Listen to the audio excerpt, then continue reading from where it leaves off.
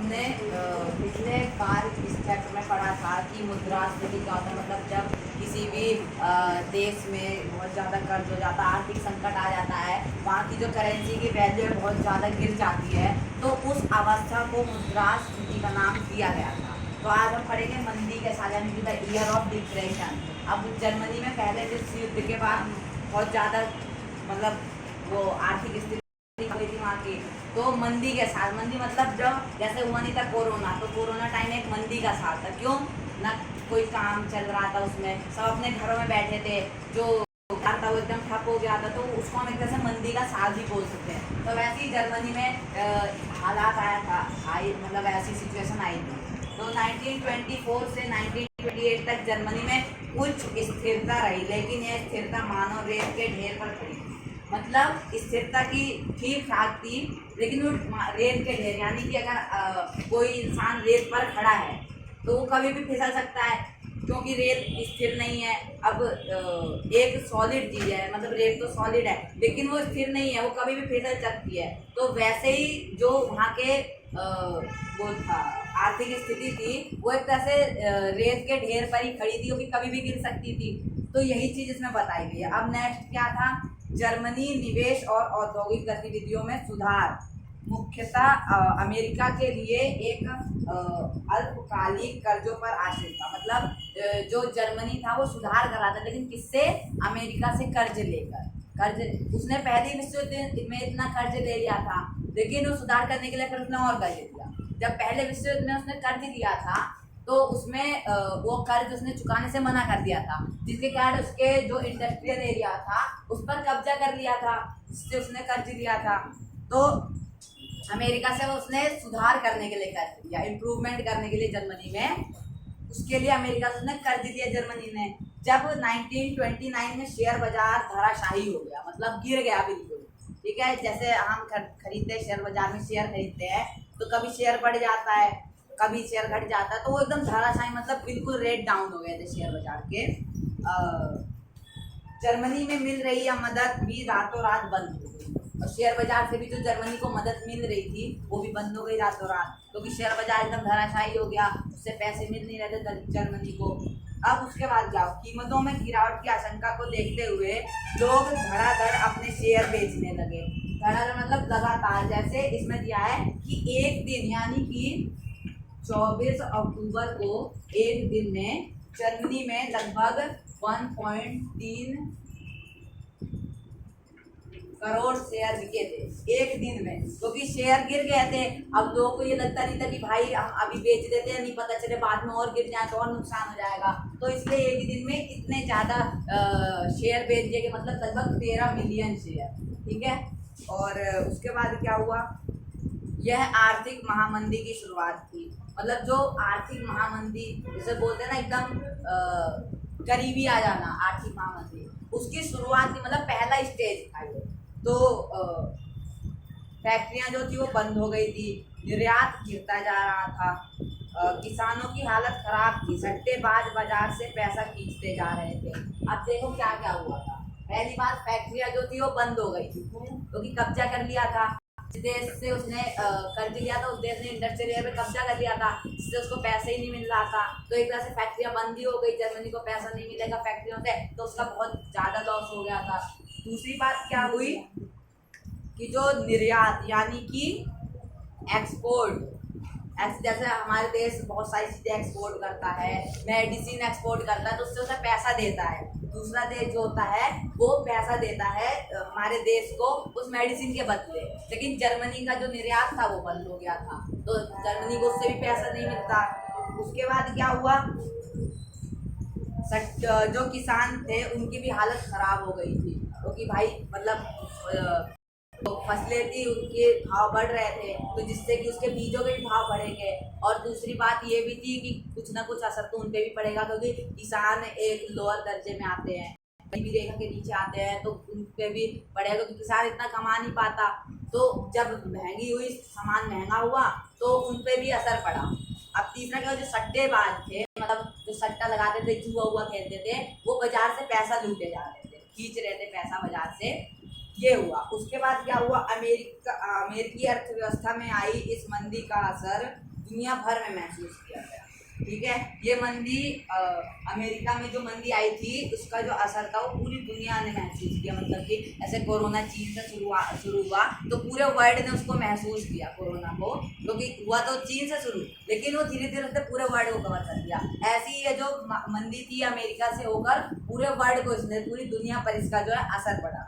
उसके बाद क्या हुआ, मजदूर या तो बेरोजगार होते जा रहे थे या उनके वेतन काफ़ी गिर चुके थे। अब क्या हुआ, मजदूर जो थे बेरोजगार हो, मतलब काम से या तो निकाल दिया जा रहा था या तो उनके वेतन। अब देखो, जैसे मैं तुम्हें मतलब कोरोना टाइम बहुत बड़ा एग्जाम्पल है, इस पूरे चैप्टर को हम लेके चलते हैं। जैसे कोरोना टाइम आया, पहले लॉकडाउन लगा, सबकी नौकरियां बंद कर दी, किसी को सैलरी नहीं मिली। फिर लॉकडाउन हटा थोड़ा सा तो 50% लोगों को निकाल दिया, 50% लोगों को रखा। मतलब 10 में से 5 को रखा, 5 को निकाल दिया। 5 को जिनको रखा भी उनको 50% सैलरी दी। यानी कि अगर उनको पहले 10,000 सैलरी मिलती थी, अब उनको 5,000 सैलरी मिलती। और वो मना भी नहीं कर सकती, क्योंकि भाई कोरोना टाइम में आधे ज़्यादा जो धंधे थे यानी कि जो काम थे बंद हो गए थे, तो उनको इसी पे भाई पैसे कमाने के लिए कुछ ना कुछ, भले कम लेकिन पैसे तो मिल रहे थे, तो उन्हें यही काम करना पड़ा। तो ऐसी इसमें जो बहुत लोग बेरोजगार हो गए थे, और जो बेरोजगार थे मतलब जिनके नौकरियां भी थी, उनकी वेतन यानी कि तनख्वाह कम हो गई थी, सैलरी। अब हम पढ़ेंगे नाज़ीवाद। नाज़ीवाद क्या था, तो अब हम पढ़ेंगे नाज़ीवाद यानी कि नाजिज्म। मेनली रूप से बता दूं, ये एक पार्टी थी जिसका जनक यानी कि जिसका पिता हिटलर को कहा जाता था, तो उसने ये पार्टी बनाई। उसको थोड़ा ऐसे बुक के हिसाब से पढ़ लेते हैं। यह एक संपूर्ण व्यवस्था, मतलब पूरी और विचारों की पूरी रचना का नाम था, मतलब वही पार्टी का नाम था, उसकी पूरी रचना का और विचारों का, जिसका जनक हिटलर को माना जाता है, मतलब जिसका फाउंडर हिटलर को माना जाता है। हिटलर ने पार्टी का निर्माण किया था। जर्मन साम्राज्य में यह एक विचारधारा की तरह फैल गई। विचारधारा मतलब एक से दूसरे में, दूसरे तीसरे में विचार, जैसे लोग विचार करते हैं ना, उस तरह फैल गई सब में।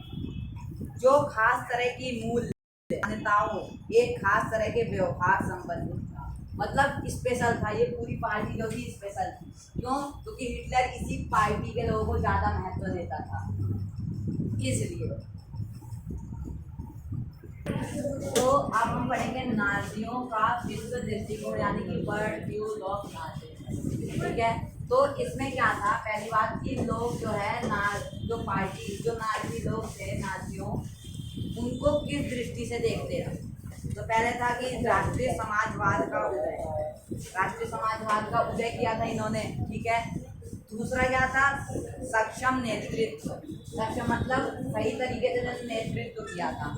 तीसरा क्या था, नस्लीय कल्पना लोग, नस्लीय यानी कि कास्ट, जात के हिसाब से, नस्ल मतलब जात होती है, ब्रीड जिसको हम बोलते हैं, उसके हिसाब से। तीसरा क्या था, जीवन परिधि, अपने लोगों को बसाने के लिए ज़्यादा इलाकों पर कब्जा करना। जो नाजी लोग थे यानी कि जो मतलब हिटलर भी नाजी था, तो उन लोगों को बसाने के लिए इलाकों पर कब्जा करना, मतलब दूसरे देशों पर कब्जा करना। जैसे कि जो जर्मनी थी, उसने पोलैंड के नागरिकों को क्यों मरवाया था हिटलर ने, क्योंकि उसने पोलैंड पर भी कब्जा कर रखा था। तो वहाँ पे जो लोग थे, 10 लाख लोगों को मरवाया था हिटलर ने, वो जर्मनी के अंडर पर उसने कब्जा कर रखा था, जर्मनी ने पोलैंड पर, इसलिए उसने मरवाया था उन लोगों को। तो ऐसे ही वो कब्जा करती थी अपने लोगों के लिए, मतलब नाजियों के लिए, यानी कि नाजिज्म के लिए। और चौथा क्या था, नस्लीय श्रेष्ठता, यानी कि इनको ज़्यादा बढ़ावा देना और बाकी जो कास्ट थी उनको कम। मतलब वही सेम चीज़ जैसे पहले लगभग हर इंडिया में भी होती थी कि भाई किसी कास्ट को ज़्यादा बढ़ावा, किसी कास्ट को कम, मतलब जात को। तो वैसे ही जर्मनी में भी यही थी कि नाजियों को ज़्यादा बढ़ावा देना और दूसरी कास्ट को कम। तो अब हम पढ़ेंगे जर्मनी में हिटलर के उदय का मतलब क्यों हिटलर वहाँ का चांसलर बना, उसके क्या क्या कारण थे।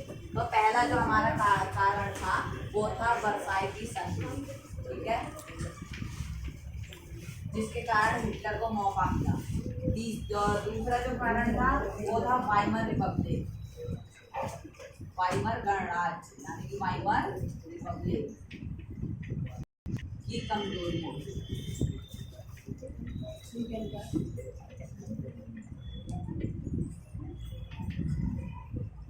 जब मतलब हमने शुरू में पढ़ा था, चैप्टर का पहला ही पॉइंट है कि वाइमर गणराज्य की स्थापना। तो उसमें बहुत सारे डिफॉल्ट थे, जिससे क्या हिटलर को मौका मिला, मतलब हिटलर का उदय होने का उसको मौका मिला, उसको चांसलर बनने का मौका मिला।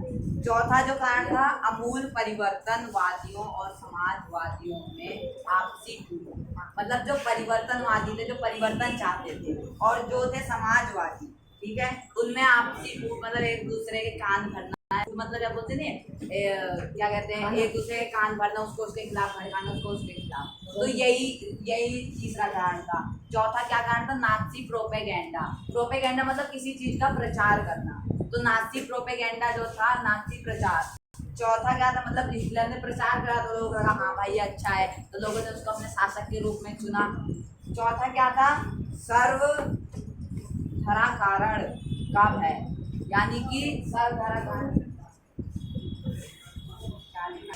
तो पांचवा जो कारण था हमारा वो था सर्वधरा कारण, सर्वधरा का भय, लोगों को सर्वधरा का जो है भय था। इसके कारण मतलब उसने बोला होगा हिटलर ने कि हम भाई इसको खत्म कर देंगे ऐसा, तो इस वजह से उसको चांसलर बनने का मौका मिला। बहुत सारे कारण है। एक और कारण बेरोजगारी और आर्थिक महामंदी। बेरोजगारी जैसे हमारे इंडिया में मेनली ले लो, कोई भी सरकार बनती है सबसे पहले बोलती है हम बेरोजगार हो, बेरोजगारी खत्म करेंगे, लेकिन वो कभी करती नहीं है बेरोजगारी खत्म। लेकिन उसको एक पॉइंट मिलता है, क्योंकि जो युवक है वो बेरोजगार है, इंडिया के बहुत ज़्यादा परसेंट युवक, तो उन्हें लगता है हाँ भाई, क्योंकि उन्हें पता तो है नहीं फ्यूचर के बारे में, तो उन्हें लगता है कि ये बेरोजगारी खत्म करेगा, और यही चीज जो है उस सरकार को वोट दिलाती है, क्योंकि युवा ही सबसे ज़्यादा वोट देते हैं 18+ के लोग। इसी कारण वो सरकार बन पाती, क्योंकि उसका मुद्दा क्या होता है कि हमें बेरोजगारी हम कम करेंगे और रोजगार देंगे, लेकिन ऐसा नहीं होता है। और आर्थिक महामंदी, आर्थिक महामंदी वही मैंने बताया, करेंसी गिर जाना, देश में महंगाई हो जाना और काम नहीं चलना, लोगों को आधे वेतन पर काम कराना, कुछ लोगों को नौकरी से निकालना। तो हिटलर ने कहा कि हम ये चीज बहुत मतलब एकदम खत्म कर देंगे, इस कारण हिटलर का उदय हुआ। अब हम क्या पढ़ेंगे, अब पढ़ेंगे हिटलर का उदय। अभी तक हमने पढ़ा था जर्मनी में हिटलर के उदय के कारण क्या कारण थे, अब उसने उसका उदय कैसे हुआ। तो अब हम पढ़ेंगे हिटलर के हम पढ़ेंगे हिटलर का उदय, मतलब राइज ऑफ हिटलर, कि उस उदय होने के बाद उसने क्या क्या किया। तो 1919 में जो हिटलर है उसने वर्कर्स पार्टी, ठीक है, वर्कर्स जो पार्टी थी उसकी सदस्यता ली, मतलब उसका मेंबर बन गया वर्कर्स पार्टी का। और उसके बाद उसने धीरे धीरे इस संगठन मतलब इस पार्टी पर अपना कब्जा कर लिया, मतलब अपना वो मतलब बोलते नहीं हेड बन जाना, जो वो कहे वही हो, तो सेम चीज अपना कब्जा कर दिया। उसके बाद क्या हुआ, फिर उसने सोशलिस्ट पार्टी का नाम ले दिया, उस पार्टी को उसने बदल कर जो है उसका नाम क्या रख दिया, सोशलिस्ट पार्टी, ठीक है, सोशलिस्ट पार्टी नाम रख दिया। उसके बाद क्या हुआ, यही पार्टी बाद में नाजी पार्टी, मतलब वर्कर्स पार्टी पहले उसने वर्कर्स पार्टी में मेंबर बना, फिर उसने उसमें नियंत्रण करा, फिर उसने उसका नाम बदल के सोशलिस्ट पार्टी रख दिया, फिर बाद में उसी पार्टी का नाम जो था वो नाजी पार्टी हो गया, यानी कि नाजी पार्टी नाम हो गया उस पार्टी का बाद में।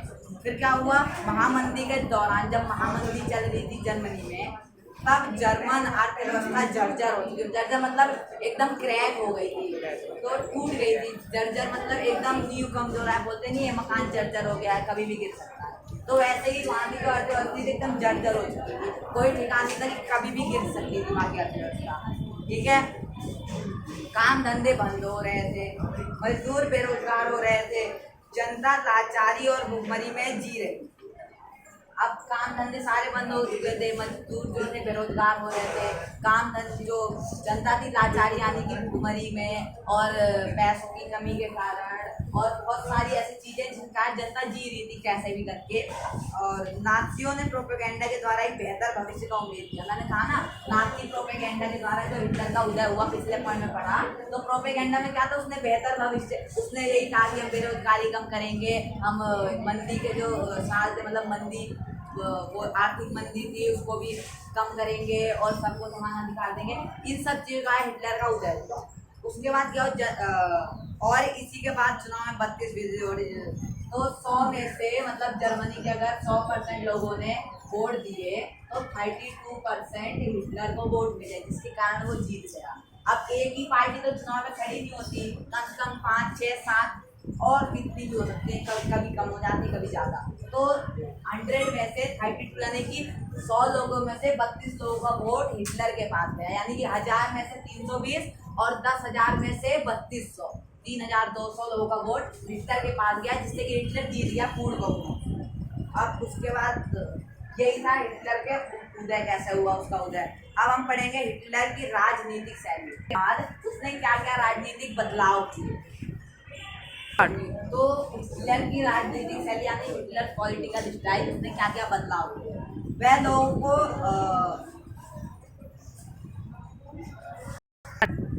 वह लोगों का भारी समर्थन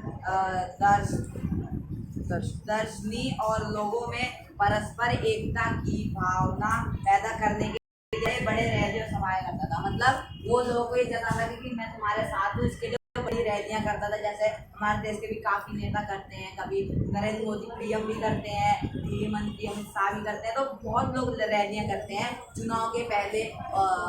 आपने अक्सर देखा होगा दिल्ली में भी होती है, निगम पार्षद का जब वोट होता है, मतलब चुनाव होता है, तो उसमें भी रैलियाँ होती हैं। तो उसमें वो लोग कहते हैं हमें वोट दें, हम ये करेंगे, तो इसलिए वो वोट रैली करता था ताकि लोगों को लगे हाँ ये हमारे साथ है। फिर स्वस्तिक छपे लाल झंडे नाथी सैलून का प्रयोग किया जाता था और भाषण खास अंदाज में दिया।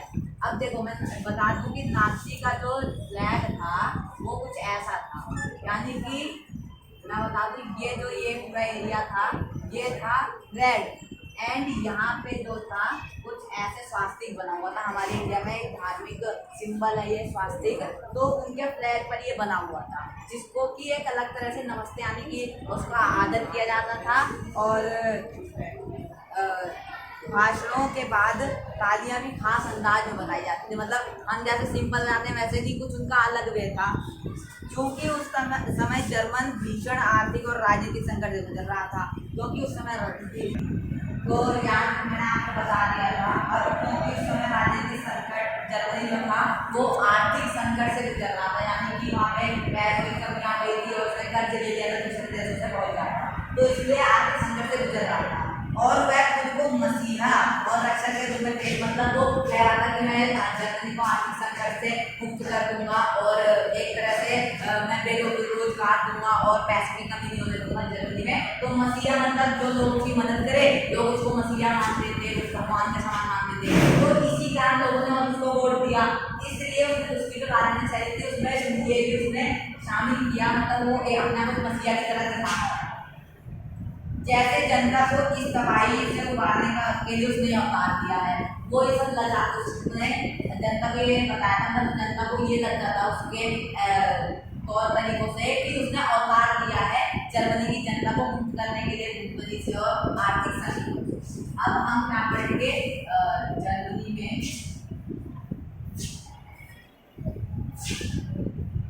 तो अब मैं बताऊंगा जर्मनी में नाजीवाद को लोकप्रियता कैसे मिली। जो उसकी पार्टी हिटलर की, उसको लोगों ने कैसा मतलब कैसे फेमस, लोकप्रियता मतलब फेमस, जैसे बोलते हैं ना ये बहुत ज़्यादा लोकप्रिय डांस है या लोकप्रिय गीत है, तो मतलब फेमस। अब 1920 के बाद बैंक दिवालिया हो चुके थे। दिवालिया मतलब कि सारे पैसे खत्म हो चुके थे, यही होता है दिवालिया बोलते नहीं है, इस सरकार का दिवालिया निकल गया, इस बैंक का दिवालिया निकल गया।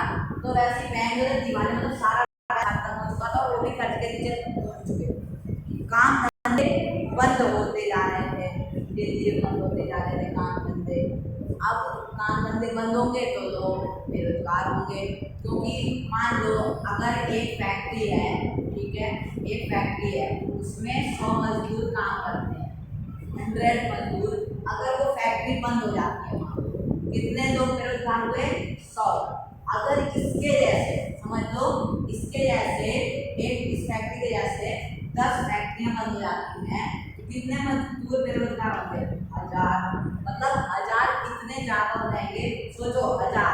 अब एक परिवार में एक आदमी काम करता है और उस परिवार में 4 लोग हैं खाने वाले, तो 1000 × 4 मतलब 4000 लोग भूखमरी के कारण परेशान हो जाएंगे, ठीक है।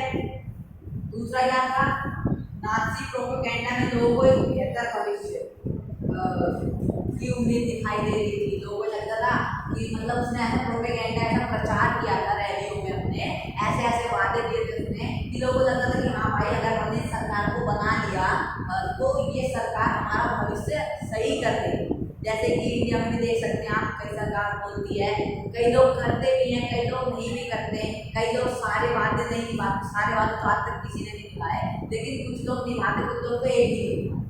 अब जैसे देख लो आप, जो कांग्रेस पार्टी थी, अप्रॉक्स इंडिया आजाद होने के पहले से कांग्रेस पार्टी इंडिया में, आजाद होने के बाद उसने इतने साल तक राज किया, लेकिन इंडिया में परिवर्तन कितना आया?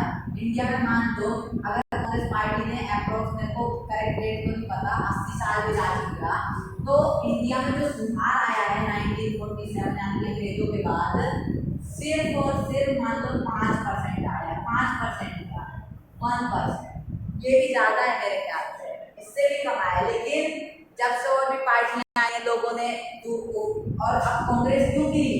पहले आप सोचो, पहली बात कांग्रेस जो उदय हुआ था, मतलब यही से छोड़ो, थोड़ा अलग मैं आपको एग्जाम्पल देता हूँ।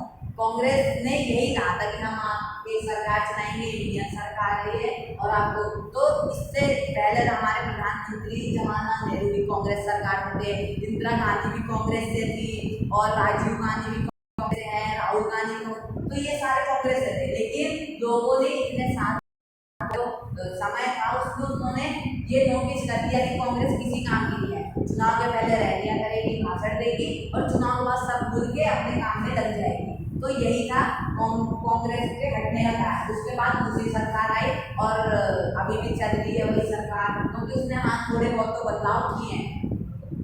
और फिर क्या, हिटलर एक जबरदस्त वक्ता, यानी कि भाषण, जैसे आप देखोगे हमारे देश के जो प्रधानमंत्री हैं नरेंद्र मोदी, वो एक वक्ता, एक अच्छे, मतलब काफी अच्छे वक्ता है, और तो वो एक वक्ता है, वक्ता यानी जो भाषण देता है, बहुत अच्छे फ्लोलेसली भाषण देता है। नरेंद्र मोदी भी एक वक्ता है और हिटलर भी एक वक्ता था।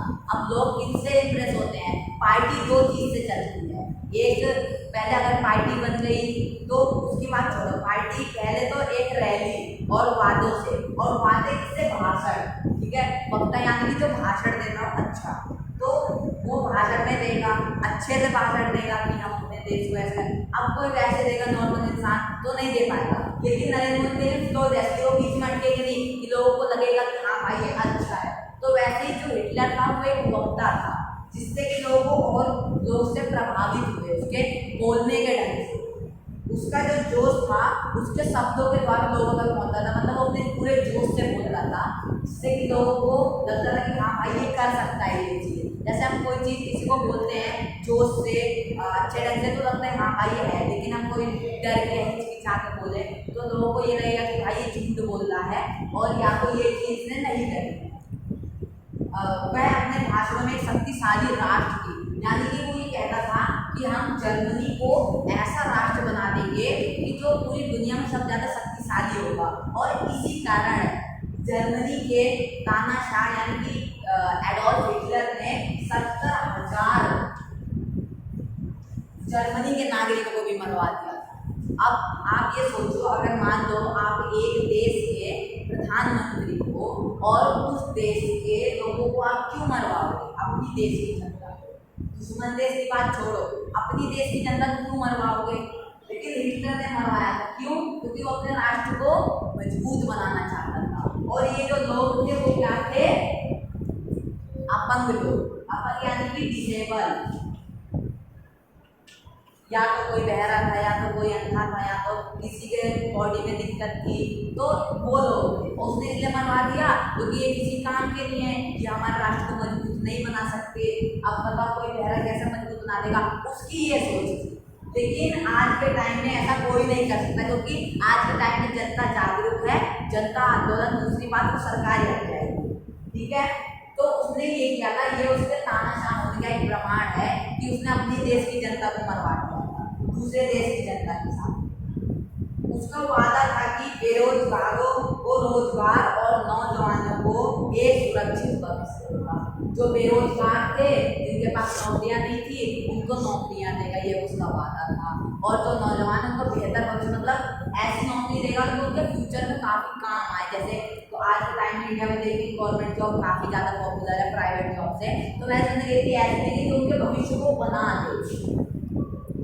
अब पढ़ेंगे हम नाजियों ने जनता का पूरा नियंत्रण करने का तरीका, और नाजियों ने जनता पर पूरा नियंत्रण कैसे किया।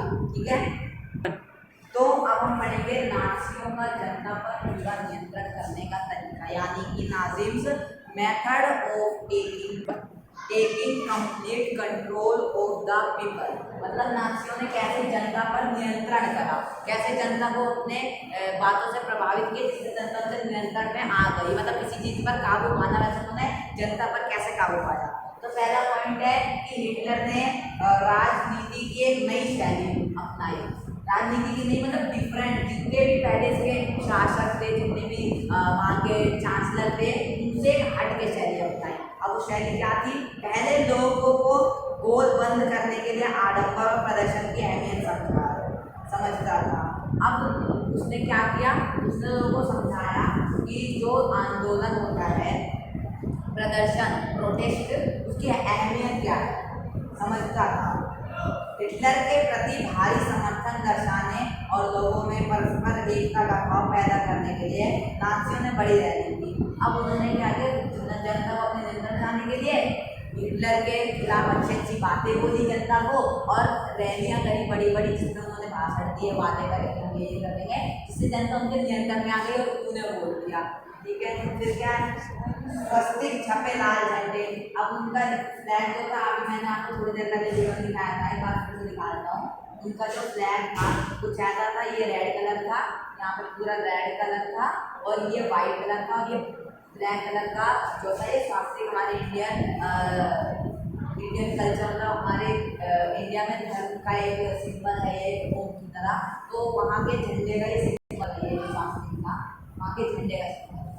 नेक्स्ट क्या था, नाजियों ने अपने धुआंधार प्रचार के जरिए हिटलर को एक मसीहा का रक्षक, मतलब उसने धुआंधार मतलब लगातार जो प्रचार होते हैं उसके जरिए, मतलब उसके द्वारा लोगों को ये समझाया कि जो हिटलर है वो एक अच्छा इंसान है, एक लोगों का रक्षक है, मतलब लोगों की रक्षा करेगा, देश के भविष्य को सुधारेगा। उन्होंने लोगों के मन में ये बात बैठा दी, जिससे कि लोग ये मान लें कि हाँ भाई ये सही कह रहे हैं। ठीक है, उसके बाद क्या हुआ, एक ऐसे समाज को यह छवि बेहद आकर्षित, मतलब उस समाज, जो जर्मनी के लोग थे, जर्मनी समाज के, उनको ये जो छवि थी बहुत आकर्षित, मतलब लुभाने वाली, अट्रैक्ट करती थी, ऐसी छवि दिखाई देती थी। एहसास चकनाचूर हो चुका था, और जो एक भीषण आर्थिक और राजनीतिक संकट से गुजर रहा था। मतलब जो जनता थी वहाँ की, उनको ये होश नहीं था कि हमारा देश आर्थिक संकट से गुजर रहा है, उनका एहसास खत्म हो गया था। उनका हिटलर पर ध्यान था उसके विचारों के कारण, हाँ भाई अब ये सब सही कर देगा, उन्हें कोई चिंता, उनकी चिंता खत्म हो गई। फिर क्या हुआ, लोकतंत्र का ध्वंस। अब लोकतंत्र का ध्वंस कैसे हुआ, मैं आपको बताता हूँ।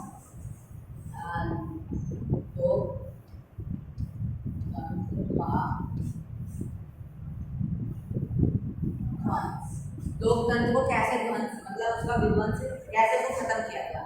30 जनवरी, ये डेट आप याद रख लेना, पेपर में भी आ सकती है।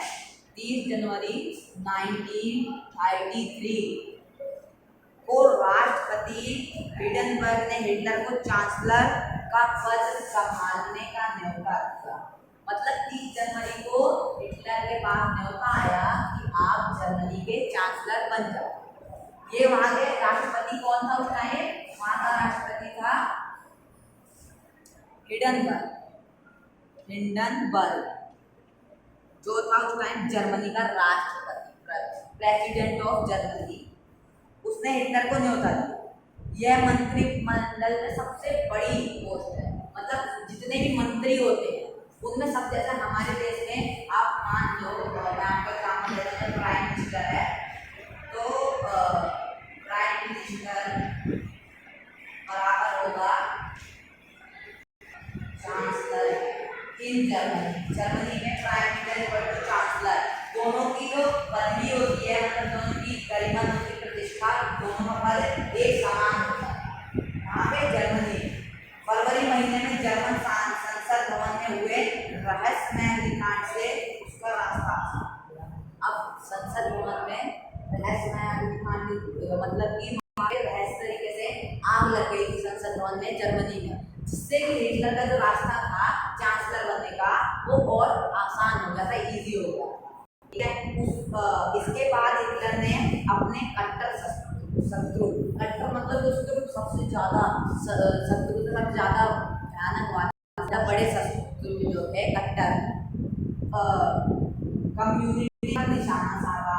शत्रु की कम्युनिटी जो टीम थी उस पर निशाना साधा उसने चांसलर बनने के बाद, उस पर उसने निशाना साधा और ज्यादातर कम्युनिटी को रातों रात कंस्ट्रक्शन कैंपों में बंद कर दिया। अब कंस्ट्रक्शन कैंप होते हैं जहाँ पे मतलब कोई बिल्डिंग बनती है, कोई इमारत बनती है, तो उनके कैंप होते हैं जहाँ वो होते हैं जो क्या कहते हैं जो कंस्ट्रक्शन मतलब मजदूर वजदूर होते हैं, वहाँ पे उनको बंद कर दिया। ठीक है, उसके बाद क्या हुआ, मार्च 1933 को प्रसिद्ध विशेषाधिकार अधिनियम इनेबलिंग एक्ट पारित किया गया। प्रसिद्ध मतलब 1933 को क्या हुआ, इनेबलिंग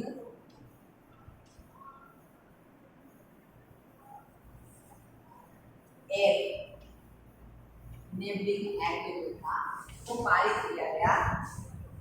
इस कानून के जरिए, अब इस कानून में क्या हुआ, इसके द्वारा जर्मनी में बाकायदा मतलब एक तरीके से तानाशाह स्थापित कर दी। इस एक्ट के द्वारा जर्मनी में तानाशाही यानी कि हिटलर का हुकूमत, हिटलर की जो हुकूमत थी उसको स्थापित कर दिया गया कि भाई जो हिटलर कानून बनाएगा जनता को उसका पालन करना पड़ेगा, जनता उसके खिलाफ विरोध नहीं कर सकती, नहीं तो जनता को कुचल दिया जाएगा, मतलब जनता को मार दिया जाएगा और तुम उसके खिलाफ। तो यही अंतर होता है राजा और तानाशाह में कि राजा जो है जनता से पूछकर जनता के मतों द्वारा अपने नियम बनाता है और तानाशाह अपने आराम के लिए और अपने इच्छा अनुसार नियम बनाता है जिसका पालन जनता को करना होता है, वरना तानाशाह जनता को मरवा देता है या उसको मजबूर करता है उसका पालन करना है। ठीक है, किसी को भी बिना कानूनी कार्रवाई देश से निकाला जा सकता है। अब इस एक्ट के जरिए क्या हुआ, जनता जो थी किसी भी, हिटलर को छोड़ के, हिटलर ने एक्ट बना, हिटलर को छोड़ के किसी भी मंत्री किसी भी इंसान को बिना पुलिस के सामने बिना अदालत में पेश किए देश से निकाल दिया जाए। जैसे आपने सुना होगा कि अंग्रेजों ने एक एक्ट बनाया था रॉलेट एक्ट, उसमें क्या था, बिना मैजिस्ट्रेट के सामने तो सजा दे दी जाती थी। ऐसा रॉलेट एक्ट मतलब बिना मैजिस्ट्रेट के सामने पेश के किसी को भी सजा वो दे सकते थे और गिरफ्तार कर सकते थे बिना उनके, अगर उन लोगों को कुछ तो गिरफ्तार कर लेते और मैजिस्ट्रेट के सामने बिना पेश के सजा दे देते। ये था और यही था उनके कानून में, वो बिना गिरफ्तार किए, बिना उनको करे मैजिस्ट्रेट सामने पेश कर, बिना पेश करे उनको देश से निकाल देते थे। अब क्या हो, द्वितीय विश्व युद्ध का अंत, end of second world war, ये पढ़ेंगे। जब द्वितीय विश्व युद्ध मतलब सेकेंड वर्ल्ड वॉर में अमेरिका कूद पड़ा, अमेरिका ने भाग ले लिया सेकेंड वर्ल्ड वॉर में, तो धूरी राष्ट्रों को घुटने टेक, धूरी राष्ट्र, इसके साथ ही हिटलर की पराजय हुई और जापान की हिरोशिमा और नागासाकी। अब खत्म कहाँ हुआ सेकेंड वर्ल्ड वॉर, कहाँ से खत्म हुआ, जब अमेरिका ने हिरोशिमा, ये दो स्टेट है जापान की, एक है हिरोशिमा और नागासाकी,